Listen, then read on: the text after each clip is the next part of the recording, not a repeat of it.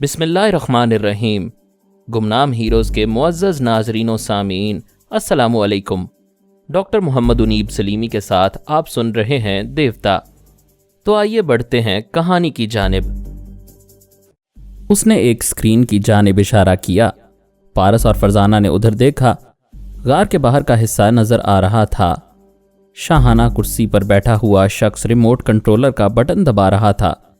उसके जरिए स्क्रीन का मंजर बदलता जा रहा था और वो चारों हलाक होने वाले शख्स यक्के बाद दीगरे नजर आते जा रहे थे।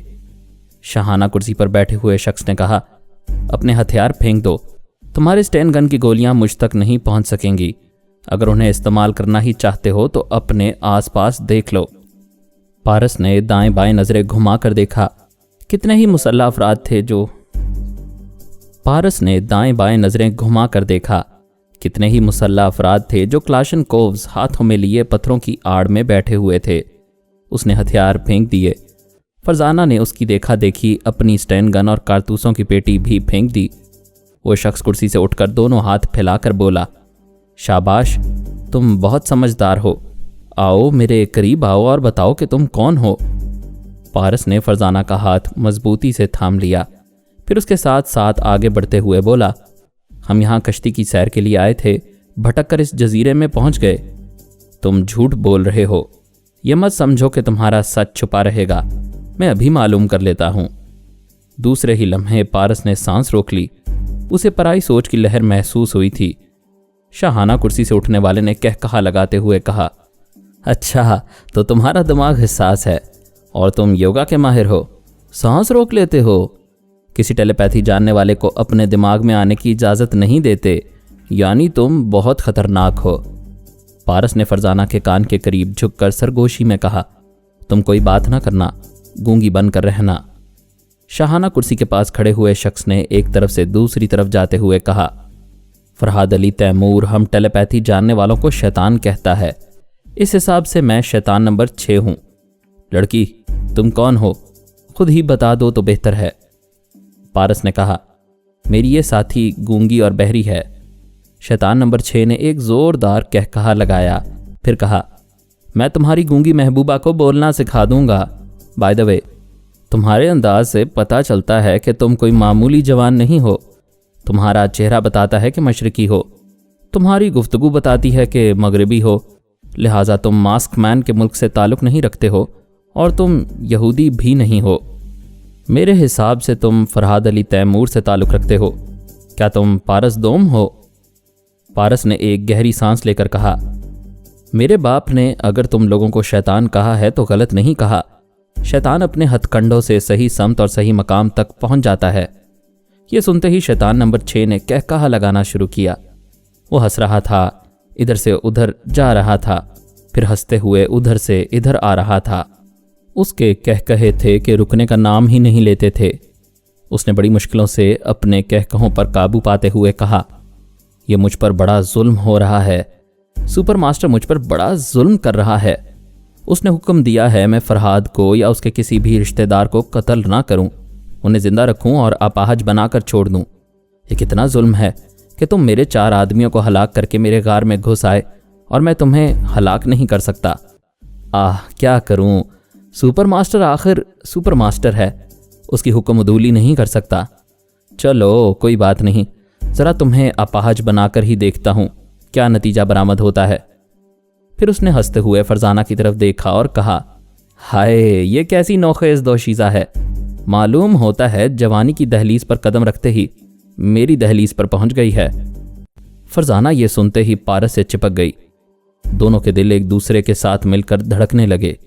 ये दिलों का मिलाप था, ये खतरात से आगाही थी। अब या तो शैतानों की मौत आनी थी या मेरे दोनों बेटों की शामत। क्योंकि शैतान नंबर 6 पारस दोम से टकरा गया था और शैतान नंबर 2 पारस अव्वल के पीछे पड़ा हुआ था और उसे अपाहज बनाने के लिए डमी पारस को आलाए कार बना रहा था। पारस अव्वल जोजो के साथ झील के किनारे वाले कॉटेज में था। उसने जोजो के हाथ को मोहब्बत से थाम कर कहा, मैं अपनी जान से ज़्यादा तुम्हें चाहता हूँ। तुम मुझे कितना चाहती हो? मैं भी तुम्हें जान से ज़्यादा चाहती हूँ। मैं जो पूछूंगा उसका सही जवाब दोगी? क्या मैं तुम्हारी बात का सही जवाब नहीं देती हूँ? वो नाराज होने वाली थी। पारस ने फिर उसे समझा मना कर कहा, जब तुम इतनी समझदार हो कि कभी गलत जवाब नहीं देती हो। अच्छा ये बताओ, जब मैं उस रेस्टोरेंट में तुम्हारे लिए आइसक्रीम और अपने लिए कॉफ़ी लेने गया तो उसके बाद मैं खाली हाथ आया? क्या मेरा लिबास भी यही था या बदला हुआ था? जोजो ने थोड़ी देर सोचकर जवाब दिया, हाँ, लिबास बिल्कुल ऐसा ही था। पारस ने कहा, कार की चाबी मेरे पास थी। तुम उस डमी पारस के साथ किस कार में गई थी? क्या वो मेरी कार थी? जोजो ने फिर थोड़ी देर सोचने के बाद परेशान होकर कहा, मुझे याद नहीं आ रहा है, मगर इतना समझ में आ रहा है कि वो तुम्हारी कार नहीं थी। प्लीज़ जोजो, इसी बात से समझ लो कि वो डमी पारस था, मैं नहीं था। वो किसी दूसरी कार में तुम्हें ले गया था। वो अपनी पेशानी पर हाथ मारने लगी। पारस ने पूछा, ये क्या कर रही हो? मैं अपनी अकल को तमांचे मार रही हूँ। इतनी सी बात समझ में नहीं आई कि तुम्हारे साथ जिस कार में आई थी उसी कार में वापस क्यों नहीं गई? कोई दूसरी कार कहाँ से आ गई? पारस ने कहा, शाबाश, तुम अपनी पेशानी पर हाथ मारकर अकल को सही रास्ते पर ले आई हो और सही तौर पर सोच रही हो। तुम बहुत समझदार होती जा रही हो। क्या तुम्हें यकीन आ गया है कि वो डमी पारस ही था? वो इनकार में सर हिलाकर बोली, मैं कैसे यकीन करूं? वो तो तुम ही थे, सर से पांव तक तुम ही थे। तुम्हारा चेहरा भी वही था, तुम्हारा जिस्म भी वही था, तुम्हारा लिबास भी वही था, तुम्हारी आवाज़ और लहजा भी वही था। फिर मैं कैसे यकीन करूं कि वो डमी था? जोजो, समझने की कोशिश करो, डमी ऐसे ही होते हैं। क्या तुमने बाबा साहब के इदारे में नहीं देखा था कि तुम्हारी भी 2 डमीज तैयार की गई थीं? जो लड़कियां तुम्हारी नकल करती थीं वो बिल्कुल तुम्हारी आवाज़ में और तुम्हारे लहजे में बोलती थीं। वो तुम्हारे ही कद और कामत की थीं, तुम्हारी तरह की हरकतें करती थीं और तुम्हारी ही तरह बातें करती थीं। हाँ, याद आया, वो लड़कियां तो बिल्कुल मेरे ही जैसी थीं, सिर्फ मेरी जैसी सूरत नहीं थी। जब तुम्हारी जगह उन्हें इस्तेमाल करने का मौका आता तो बाबा साहब के इदारे में उनके चेहरे पर प्लास्टिक सर्जरी की जाती, फिर वो सूरत के एतबार से भी बिल्कुल जोजो ही नजर आती। ऐसा कहते वक्त पारस ने सोचा, अगर डमी पारस को धोखा देने के लिए एक डमी जोजो को पेश किया जाए और असली जोजो को छुपा लिया जाए तो कैसा रहेगा? उसके दिमाग ने जवाब दिया, ये अहमकाना इकदामात होंगे क्योंकि सुपर मास्टर और उसके दूसरे टेलीपैथी जानने वाले शैतान उस डमी जोजो के दिमाग में पहुंचकर असलियत मालूम कर लेंगे। ऐसा सोचते वक्त अचानक उसकी नज़र जोजो की उंगली पर पड़ी। जोजो अपनी एक उंगली में अंगूठी पहने हुए थी। उस अंगूठी को पारस ने पहले कभी नहीं देखा था। उसने पूछा, ये अंगूठी कहाँ से आ गई? वो हंसते हुए बोली, यही तो तुम में खराबी है, तुम भूल जाते हो तुमने ही ये एक दुकान से खरीद कर दी थी। पारस ने कहा, प्लीज़ मुझे ये अंगूठी उतार कर तो दिखाओ। उसने वो अंगूठी अपनी उंगली से उतार कर उसे दे दी। पारस ने उसे उलट पुलट कर देखा। बात समझ में आ गई। वो अंगूठी नहीं बल्कि इंडिकेटर था। उसके ज़रिए किसी जासूस को यह पता चलता था कि जोजो कहाँ है, मशरिक में है या मगरिब में, शुमाल में है या जुनूब में। अगर जुनूब में है तो कितने फासले पर है। उस जासूस के सामने यकीनन कंप्यूटर का एक मॉनिटर होगा जिस पर यह बात वाज़े तौर पर बताई जाती होगी कि वो अंगूठी पहनने वाली किसी 4 दीवारी में है या खुली जगह में है और कितने फासले पर है। इस अंगूठी को समझने के बाद ये बात भी समझ में आ गई कि डमी पारस किस तरह जोजो का सुराग लगा लेता है कि वो कहाँ है। क्या वो सुराग लगाते हुए उसकी शरीके हयात जोजो की ख्वाबगाह में भी पहुंच जाएगा? ये ऐसी बात थी जो एक गैरतमंद शौहर को तैश में मुब्तला कर सकती थी। पारस ने ज़ब्त से काम लिया, फिर मुस्कुराते हुए कहा, जोजो क्या मैं ये अंगूठी पहन लूं? वो हंसते हुए बोली, तुम्हारी उंगलियां तो मोटी मोटी हैं, ये अंगूठी उनमें कैसे आएगी? इस छोटी सी उंगली में आ जाएगी, ये देखो। उसने छोटी उंगली में वो अंगूठी पहन ली। वो खुश होकर बोली, अरे वाह, ये तो तुम्हारी उंगली में आ गई, अच्छी बात है, चलो इसे पहन लो। पारस ने उसके शाने पर हाथ रखकर कहा, अब तुम आराम से सो जाओ, रात बहुत ज़्यादा हो गई है। वो तकिए पर सर रखकर लेट गई। पारस ने उसे हसरत से देखा। उसका हुस्न शबाब उसे अपनी तरफ खींच रहा था। वो बड़े ज़ब्त से काम लेता रहा, फिर परेशान होकर बिस्तर से अलग हो गया। उसने बोला, तुम अपने दिमाग को हिदायत देकर सोने के आदी हो, प्लीज़ आंखें बंद करके सो जाओ। वो मासूम थी, उसके परेशान जज्बात को समझ नहीं सकती थी। उसने आंखें बंद कर लीं। पारस वहां से चलता हुआ दूसरे कमरे में आकर लेट गया। बेचैनी से करवटें बदलने लगा। 2 हफ्ते गुजर चुके थे, तीसरा हफ्ता गुजरने वाला था और वो अंदर से फूंक रहा था। उसके अंदर और बाहर नादीदा शोले लपक रहे थे। अगर उसकी जगह कोई दूसरा होता तो अब तक ना जाने कहाँ कहाँ भटकता और बहकता रहता। रात के 11 बज रहे थे। वो बिस्तर से उठकर दबे कदमों चलता हुआ जोजो की ख्वाबगाह के पास पहुंचा। खिड़की के पर्दे को हटाकर देखा। वो गहरी नींद में थी। उसकी नींद इस बात को झुठला रही थी कि दोनों तरफ है आग बराबर लगी हुई। दूसरी तरफ बराए नाम भी आग नहीं थी। वो इतने इत्मीनान से सो रही थी जैसे उसके दुल्हे पर कोई क़यामत नहीं आ रही है। इस दुनिया में सिर्फ परियों की कहानियां होती हैं जो बंद आंखों के पीछे ख्वाबों में नजर आती हैं, और शायद वो अपने पारस को शहजादे के रूप में परियों के दरमियान देख रही थी। वो मायूस होकर फिर दूसरे बेडरूम में आ गया। वहां बिस्तर पर गिर के सोने की कोशिश करने लगा। फिर उसने आंखें बंद की और अपने दिमाग को हिदायत दी कि वो सुबह 6 बजे तक सोता रहे। अगर गैर मामूली बात हो तो फौरन आंख खुल जाए। उसे चूंकि बचपन से दिमाग को हिदायत देने की आदत थी और दिमाग उसका ताबे फरमान था, इसलिए इतनी बेचैनी और इस्तराब के बावजूद उसे नींद आ गई। अचानक उसकी आंख खुल गई। उसने अंधेरे में रेडियम डायल को देखा। रात का 1 बजा था। कोई दरवाजे को खोल रहा था। वो बड़ी आहिस्तगी से बिस्तर से उठा, फिर दबे कदमों दरवाजे की तरफ जाने लगा। शिकार आ गया था। उसने छोटी उंगली में जो अंगूठी पहनी हुई थी, उसका इंडिकेटर शिकार को ये बता रहा था कि जोजो इसी कमरे में है। वो दरवाजे के करीब जाकर खड़ा हो गया। दूसरी तरफ से आने वाला डमी किसी तार के जरिए मुकफ्फल दरवाजे को खोलने की कोशिश कर रहा था। थोड़ी देर बाद वो कामयाब हो गया। दरवाज़ा खुल गया। खुलते ही डमी के मुंह पर एक ज़बरदस्त घोंसा पड़ा। ये घोंसा खिलाफे तवक्को था। वो लुढ़खड़ाता हुआ पीछे कॉरिडोर की दीवार से जाकर टकरा गया। पारस ने कहा, बेटे, वो इंडिकेटर वाली अंगूठी मेरी उंगली में है। तुम मेरी बीवी के साथ सुहाग रात मनाने आए थे। बेगैरत जलील कुत्ते, मैं तुम्हें बताऊंगा कि सुहाग रात कैसे मनाई जाती है। अचानक ही डमी ने उस पर हमला किया। ये दाव पारस भी जानता था। उसने तोड़ कर लिया। पारस ने उस पर जवाबी हमला किया तो डमी उस हमले को समझता था और उसने इसीलिए उसका भी तोड़ कर लिया। थोड़ी देर तक दोनों के दरमियान ऐसा ही जोड़ तोड़ जारी रहा। फिर पारस ने समझ लिया कि ये ट्रांसफॉर्मर मशीन के जरिए मेरे दिमाग से सारे ही दाव पेच हासिल कर चुका है। लिहाजा यहाँ वापस आने के बाद मैंने मास्टर वाटसरोकी से जो नए दाव पेच सीखे हैं उन्हें आजमाना चाहिए। ये यकीनन उनका तोड़ नहीं जानता होगा। डमी ने कहा, मैं तुमसे एक फैसला करना चाहता हूँ। जो या तो तुम्हारी होगी या मेरी, क्योंकि मैं भी उसे इतनी ही शिद्दत से चाहता हूँ जितना कि तुम चाहते हो। पारस ने नागवारी से कहा, तुम कितनी गैर शरीफाना और गैर इखलाकी गुफ्तगू कर रहे हो। क्या तुम्हें एहसास है कि तुम टेलीपैथी जानने वाले शैतानों के इशारों पर चल रहे हो और एक मियाँ बीवी की जिंदगी को अजाब बना रहे हो? उसकी बात खत्म होते ही डमी ने उस पर हमला किया। पारस ने उस हमले को रोक लिया। फिर वाटसरोकी का एक दाव आजमाया तो डमी के हलक से चीख निकल गई।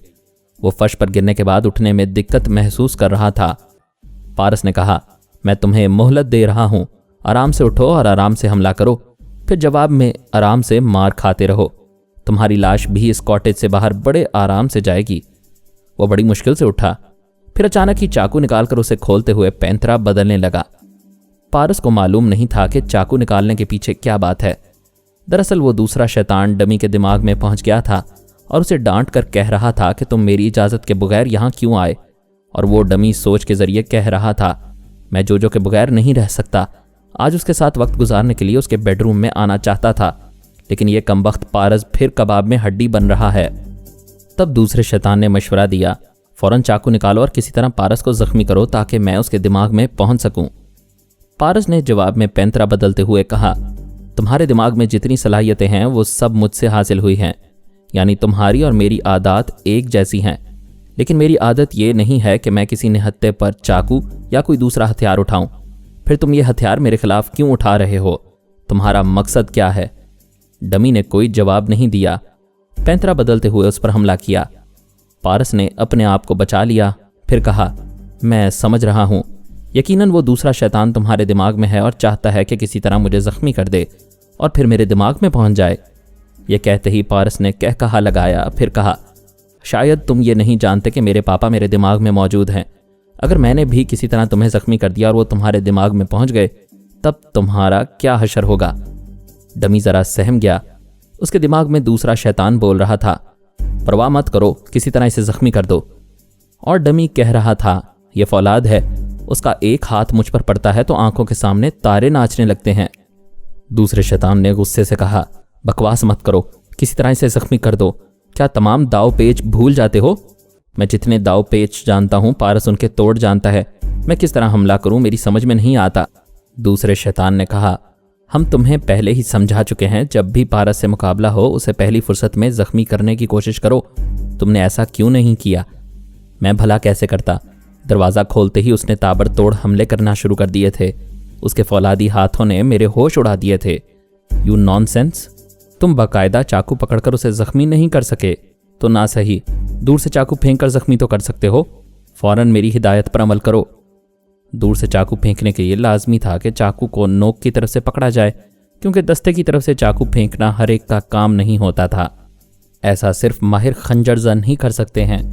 जब डमी ने उसे नोक की तरफ से पकड़ा तो पारस चौकन्ना हो गया। जैसे ही उसने चाकू फेंका, उल्टी कलाबाजी खाकर एक तरफ गया, दूसरी तरफ चाकू लकड़ी के दरवाजे में पेवस्त हो गया। पारस ने मुस्कुराते हुए कहा, वो चाकू हम दोनों के लिए बराबर फासले पर है, अब देखो कौन उसे अपनी गिरफ्त में लेता है। ये सुनते ही डमी चाकू की तरफ लपका तो उसके पेट पर एक लात पड़ी। वो पेट पकड़कर झुका, दूसरी लात मुंह पर पड़ी। वो फिर लुढ़खुड़ाता हुआ जाकर दीवार से टकरा गया। पारस का एक एक हाथ हथौड़े की तरह लगता था। उसकी आंखों के सामने तारे नाचने लगते थे।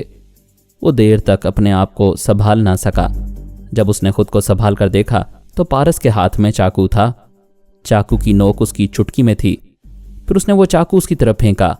वो फजा में सनसनाता हुआ आया और उसके सीने में ठीक दिल की जगह गहराई में उतर गया। वो इत्मीनान से चलता हुआ अपने बंगले में आया।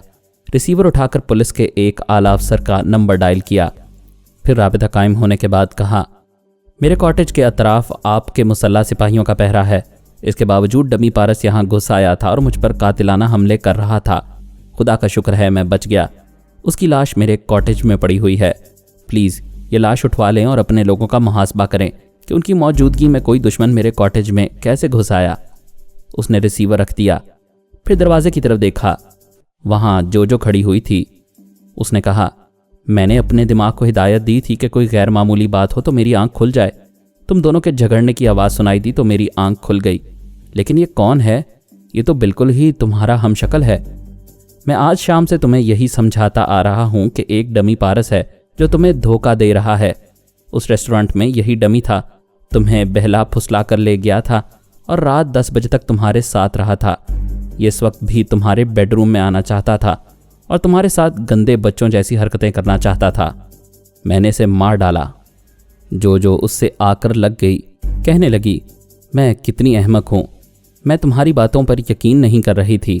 अब इसकी लाश देखकर यकीन आ रहा है। आइंदा मैं तुम्हारी किसी बात को झूठ नहीं समझूंगी। पारस ने उसे थपकते हुए कहा, तुम मेरी बातों पर यकीन करती रहोगी तो हम किसी दुश्मन से धोखा नहीं खाएंगे। वो उसे बेडरूम में ले आया। फिर उसके बिस्तर पर लिटा कर बोला, एक बात बताओ, क्या तुम अपने दिमाग में पराई सोच की लहरें महसूस कर रही हो? बिल्कुल नहीं, मेरा दिमाग नॉर्मल है, कोई दूसरी सोच नहीं है। तो फिर अपनी आंखें बंद करो और दिमाग को हिदायत दो कि आराम से सोती रहोगी। अगर पापा तुम्हारे दिमाग में आएंगे तो आंख नहीं खुलेगी, वरना किसी भी पराई सोच की लहर को महसूस करते ही तुम नींद से बेदार हो जाओगी। उसने पारस की हिदायत के मुताबिक अपने दिमाग को हिदायत दी। फिर थोड़ी देर के बाद सो गई। पारस ने वापस अपने बेडरूम में आकर रिसीवर उठाया। मेरा नंबर डायल करने के बाद मुझसे राबिता कायम किया। मैंने रिसीवर उठाकर पूछा, हेलो बेटे, क्या बात है?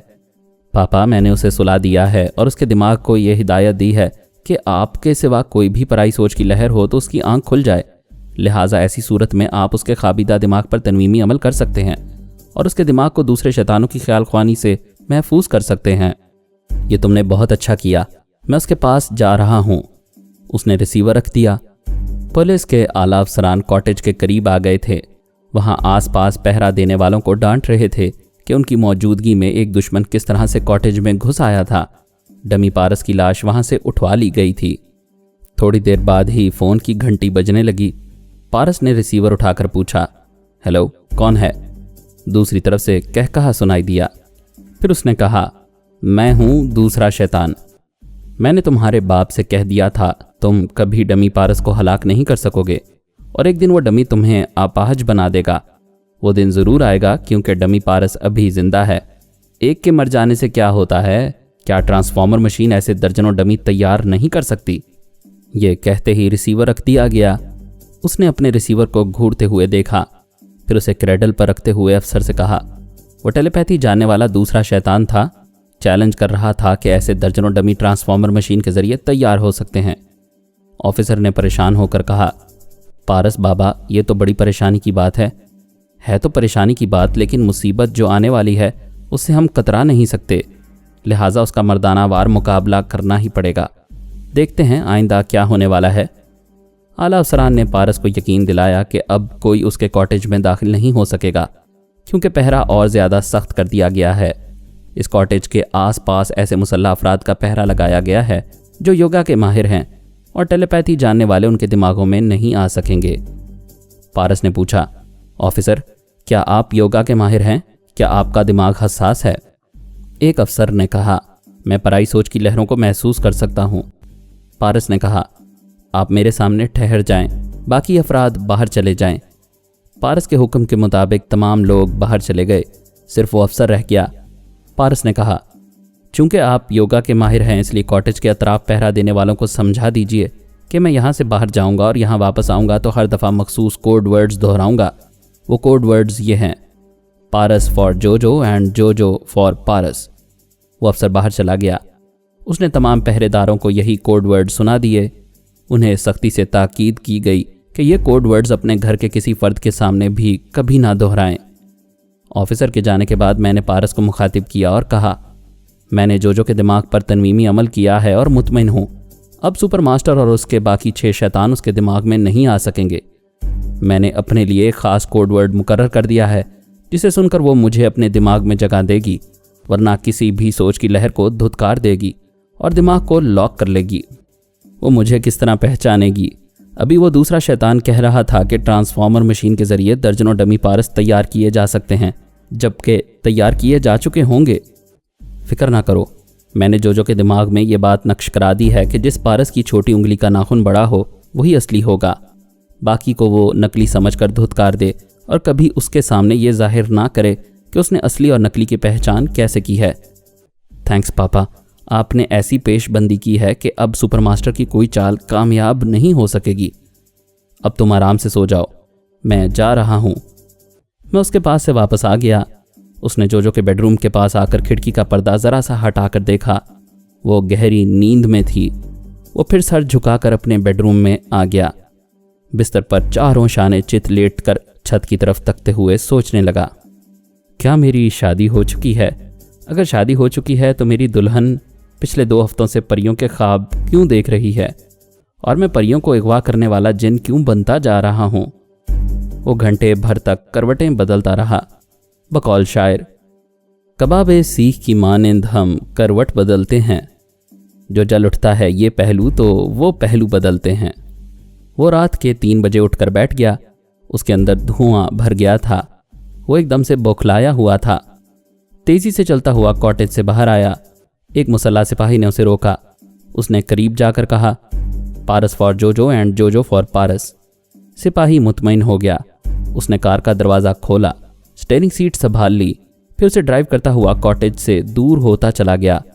उस पर दीवानगी तारी हो गई थी। उसकी निगाहों के सामने सिर्फ स्लारा घूम रही थी। वो स्लारा जिसने पहली बार उसके जज्बात को आवारा किया था। अगरचे वो ऐन वक्त पर आवारगी से बच गया था, ताहम स्लारा ने जो नज़ारा पेश किया था वो उसी का जायज़ मुतालबा जोजो से करता आ रहा था और नाकाम होता जा रहा था। स्लारा अपने बिस्तर पर लेटी हुई बेचैनी से करवटें बदल रही थी। वो हर रात इसी तरह कभी जागती थी, कभी सोती थी और कभी हड़बड़ा कर उठ बैठती थी। उसे यूं लगता था जैसे पारस उसके दरवाजे पर आ पहुंचा है। आहट पे कान होते थे, दर पे नज़रें होती थीं और वो हर आहट पर चौंक कर दौड़ते हुए दरवाजे पर पहुंच जाती थी। उसे खोल कर देखती थी, वहां सिर्फ हवा का झोंका आता था। अपने भाई के साथ एक गैर मामूली ट्रांसफॉर्मर मशीन तैयार करने वाली स्लारा का अब ना कोई दोस्त रहा था ना कोई दुश्मन। उसकी कोई अहमियत नहीं रही थी। उसे इस बात की परवाह भी नहीं थी कि वो दूसरों की नज़रों में अहम है या नहीं। वो सिर्फ पारस की नज़रों में अहमियत इख्तियार करना चाहती थी। उसी की खातिर वो पेरिस में थी।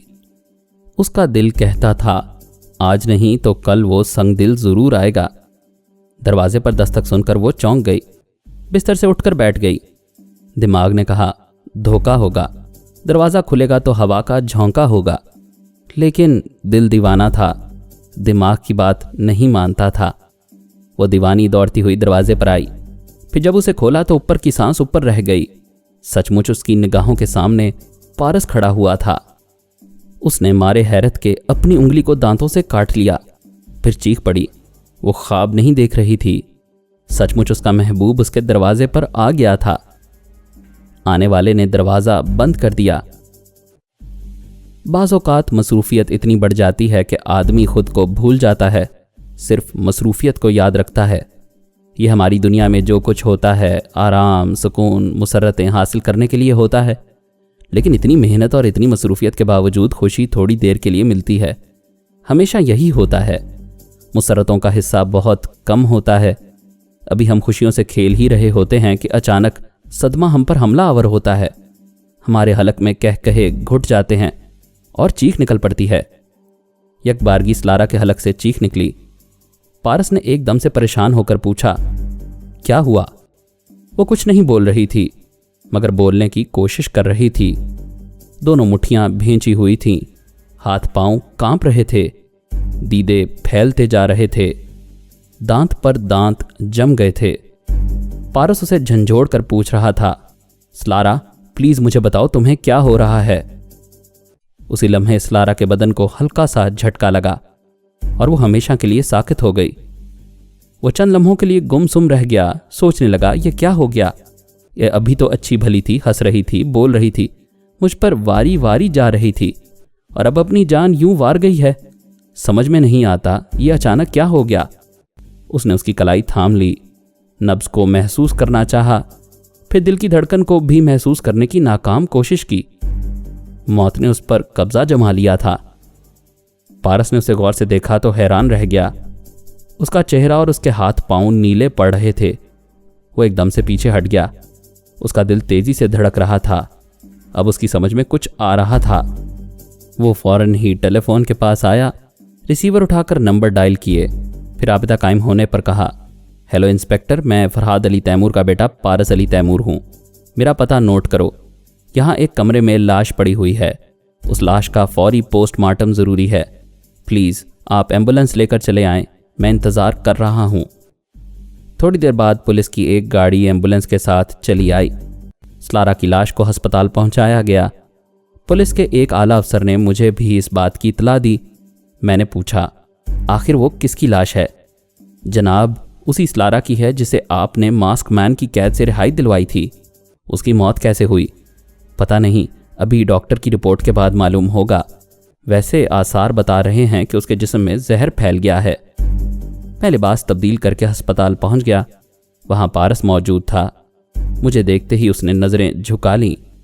मैं सीधा डॉक्टर के पास गया। वो पोस्टमार्टम के बाद अपने चैम्बर में आ गया था। मुझे देखते ही बोला, बहुत तशवीशनाक रिपोर्ट है। हम इतने दिनों तक पारस का इलाज करते रहे, फिर मुतमईन हो गए कि आपका बेटा नॉर्मल हो गया है, लेकिन नहीं मिस्टर फरहाद, ये बज़ाहिर नॉर्मल है। जहर अब भी इसकी रगों में मौजूद है, जो इसे नुकसान तो नहीं पहुंचा रहा है, लेकिन दूसरों के लिए नुकसानदेह है। पारस ने यह खबर सुनी तो दोनों हाथों से सर थाम कर बैठ गया। ओ मारिया, ये तुमने क्या किया? मुझे जहरीला नाग बनाकर छोड़ दिया। खुदाया, तेरी कुदरत को समझना बहुत मुश्किल है। तूने इसलिए जोजो को जवानी में मासूम और पारसा रखा ताकि वो मेरे जहर से महफूज रहे। एक मासूम थी, वो बच गई। एक गुनाहगार थी, वो मर गई, और मैं गुनाह का शरीक था। सारी ज़िंदगी इस अजाब में मुब्तला रहूँगा। किसी को शरीक हयात बनाकर उसके साथ इज़्दिवाजी ज़िंदगी नहीं गुजार सकता, कभी नहीं गुजार सकता। पारस और फरजाना एक जान दो कालिब हो गए थे। वो कोई मोहब्बत भरा रोमांटिक माहौल नहीं था, और ना ही वो मोहब्बत के मारे थे, बल्कि जान के लाले पड़ गए थे। फरजाना घबरा कर पनाह लेना चाहती थी। पारस ने उसे बाजुओं में पनाह दे दी थी, लेकिन दूसरे ही लम्हे दोनों तरफ से मुसल्लह अफराद ने दोनों को पकड़कर खींचा और उन्हें एक दूसरे से अलग कर दिया। ऐसे वक्त फरजाना ने कमाल अदाकारी का सबूत दिया। खौफजदा होने के बावजूद वो गूंगी बन गई और गूंगी बनकर हाथों के इशारों से कहने लगी, कि अपने बॉयफ्रेंड के पास जाएगी, उससे अलग नहीं रहेगी।